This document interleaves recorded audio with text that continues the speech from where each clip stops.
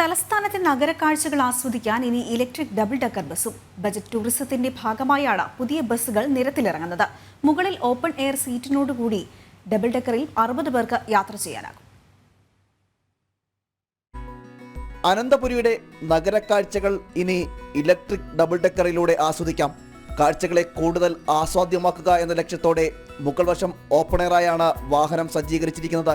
സന്ദർശകരുടെ സൗകര്യത്തിനും സുരക്ഷയ്ക്കുമായി ബസ്സിന് മുന്നിലും പിന്നിലുമായി 2 കോണിപ്പടികളും സജ്ജീകരിച്ചിട്ടുണ്ട്. 9.78 മീറ്റർ നീളവും 4.75 മീറ്റർ ഉയരവുമാണ് ബസ്സിനുള്ളത്.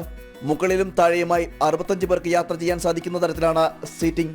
ഗതാഗത മന്ത്രി KB ഗണേഷ് കുമാർ സ്വിഫ്റ്റ് ആസ്ഥാനത്ത് നേരിട്ടെത്തി ബസിന്റെ ട്രയൽ റൺ നടത്തി.